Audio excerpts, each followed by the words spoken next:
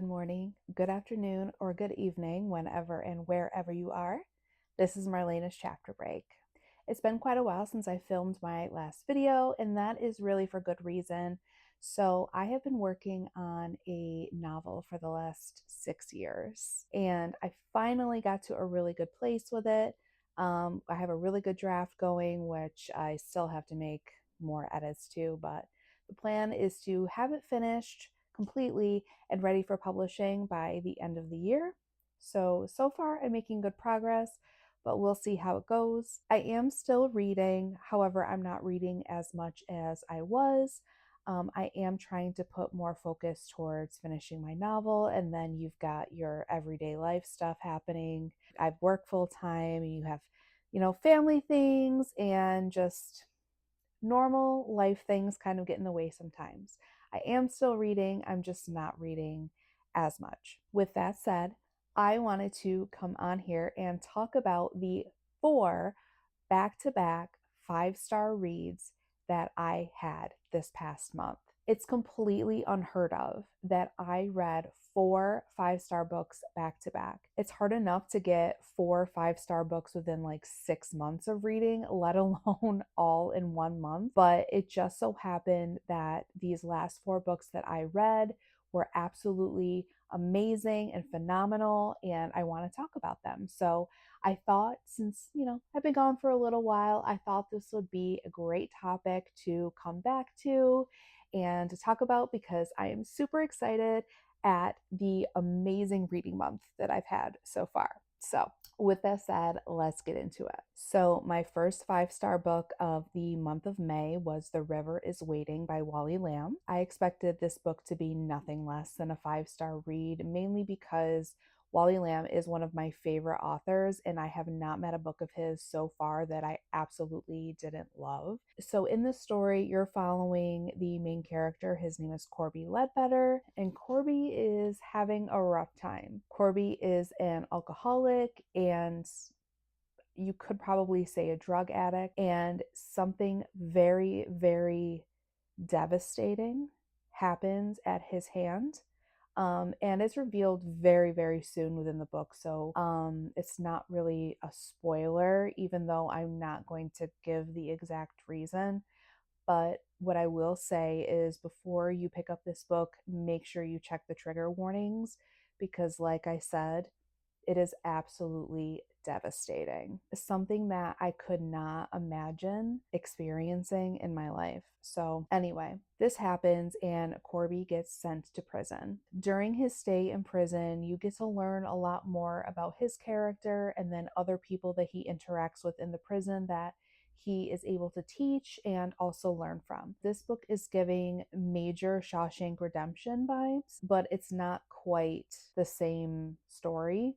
It definitely gives those type of vibes with the prison setting and the male main character who is guilty of what he is in prison of. However, he's very much the protagonist of this book as well. This book was entirely heartbreaking. I expect nothing less from Wally Lamb. So if you're looking for a very heartfelt, devastating, beautifully written book, you have a very flawed protagonist, but you can't help but root for him as well, I would highly recommend The River is Waiting by Wally Lamb.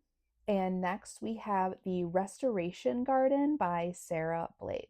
This is a historical fiction novel that switches between modern day and the 1940s. In the present day timeline, you are following Julia, who is a landscape architect, and she has been hired to restore the gardens at Havenworth Manor, which is owned by a woman named Margaret. So when Julia goes to Havenworth Manor to work on the garden, she uncovers some things that had happened in the past with Margaret and her family, which included Margaret's older sister Irene.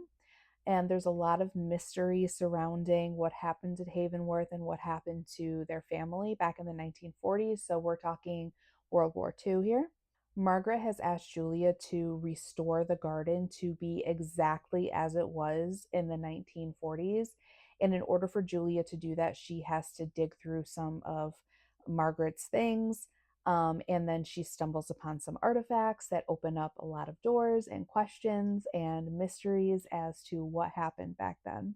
I could not put this book down.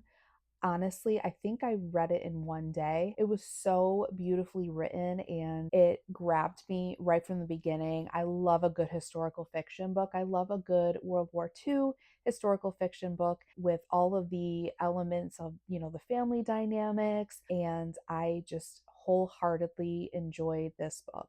And the next book is a historical fiction adjacent kind of book, because it takes place in present day and also the 1980s. And I refuse to call the 1980s historical at this point because I am an 80s baby. But the book that I am talking about is called The Lost Heiress by Elizabeth, I'm going to butcher her last name, Clefoth. Sorry. We have a few main characters in this book. Namely, it starts in present day with a housekeeper named Florence, and Florence is being questioned by the police about a body that was found on the grounds of the house that she's the housekeeper for. And in the 1980s, a young woman named Saoirse Towers was murdered, and this book is basically about trying to figure out what happened to Saoirse. Saoirse comes from a very powerful and wealthy family. Her older brother is a senator, and her father was a man-made millionaire. So there's a lot of really interesting family dynamics in this book. And also, you are following Anna Rojas. Anna has been hired by Saoirse's brother to be the keeper, so to speak, of Saoirse. And it's a little suspicious at first when you think about it because Saoirse's almost 18 years old. But as you're going through the book, you realize exactly what Saoirse's brother's motives were. So we know right off at the beginning that Saoirse has been murdered, but there's also a second body that was uncovered. And so part of the book is trying to find out what happened to Saoirse and then also who this second body belongs to. And like with any good mystery, you're trying to find out who is who and what is what, and people aren't who you're expecting them to be. And you don't quite know who you should be rooting for and who you should not be rooting for. I thought it was a very well-rounded and well-written book, and I enjoyed it very, very much. So if you're looking for a book with alternating timelines and you love timelines that take place in the 1980s, then I would recommend this book for you. And last, but certainly not least, we have The Last Secret of Lily Adams, and this book is also by Sarah Blades. I listened to this book in its entirety on a road trip to and from Connecticut, and I just was completely engrossed and enthralled by this book. So this book gives off serious Seven Husbands of Evelyn Hugo vibes, but it's not so much like that it's, it just seems like it's a ripoff. This truly is its own story, even though it does follow Hollywood starlets way back in the day, all the secrets that they carried, all of the nonsense that they had to deal with back in the day with being a woman and being in the spotlight in Hollywood during the golden age, all of the abuse that they had to suffer at the hands of the men who owned the production companies and therefore owned them.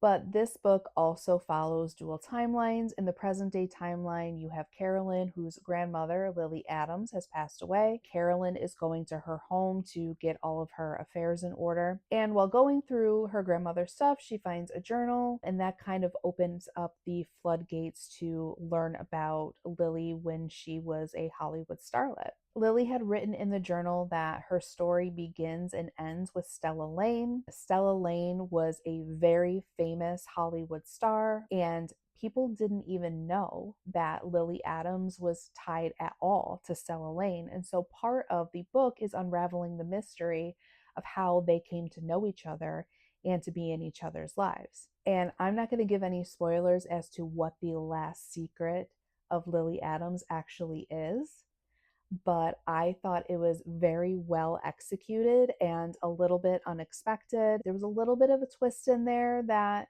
I thought was a really good touch. But overall, just like the Restoration Garden, I think I'm going to read more from Sarah Blades because I really like both of these books that I read from her. It was an excellent story. It was extremely well written. The audiobook is phenomenal. I'm not one who prefers to listen to audiobooks as my method of reading, but in this case, you know, I had a long trip to visit my friends and I was like, why not? I'll put on an audiobook. And as it turns out, the audiobook was absolutely phenomenal. I was just completely engrossed in it, and I'm just so happy with, you know, how the book turned out. And I'm just so happy that I got to have the experience of listening to this on audiobook. So if you really want to read this book, I would highly recommend listening to this on audiobook. It was an excellent recording. And so those are my 4 books that I read in May that I gave 5 stars, which, like I said, for me is completely unheard of. Before I read these books, I was in a little bit of a reading slump, not because I didn't want to read, but because the books that I was reading were just consistently disappointing me. And by disappointing, I mean they were 3-star books, right? It's not an entire disappointment, but when you have 3-star after 3-star after 3-star, and it's like, can I get a 4-star in here? Can I get a 5-star in here? You know, sometimes you just kind of like lose that momentum of wanting to read when you're just getting like average book after average book, right? But anyway, my current book that I am reading is Not Quite Dead Yet by Holly Jackson. So far, I'm liking it. I don't know if I love it. I don't know if it's 5-star material. I do like a good Holly Jackson book. I read her How to Get Away with Murder series, the reappearance of Rachel Price, which I liked very much. I actually think I gave that 5 stars, if I remember correctly. And this was supposed to be her first adult novel because Holly Jackson is known for writing young adult novels. So far as I'm reading the book, I feel like it just reads as a young adult novel, but with cussing, but it's pretty enjoyable so far. So as long as, you know, things keep rolling, I'll keep you updated on, you know, my final ideas and my final rating for the book. Getting into that, I just want to inform you. Inform just sounds so formal. I just want to let you know that it's not my intention to have a regular filming schedule going forward. Like I said, I have a lot going on right now. The summer's coming up. Summer is usually when, you know, I'm out and about and I'm doing things and I want to be outside because the winters here in upstate New York are absolutely tragic. So I try to fill my days, you know, with as much as I can during the summer. So I won't have a lot of time to film, but I think I'm just going to film as I can find time or if I feel like I have some really good content to share. But it's definitely not something that I am going to be able to schedule. And I know that a lot of viewers really like to have that schedule and know when they can expect the next video. But unfortunately, I just can't make that guarantee right now. I guess I'll see you when I see you. Hopefully, I continue to have some really good content though going forward. And hopefully, I keep getting some more 5-star reads because it's like, keep them coming. And so that's all I have for you today. And so thank you so much for watching. I always appreciate you taking the time to watch my videos, to comment, to engage. If you're really interested in hearing what I have to talk about in the future, hit that subscribe button and I will see you next time.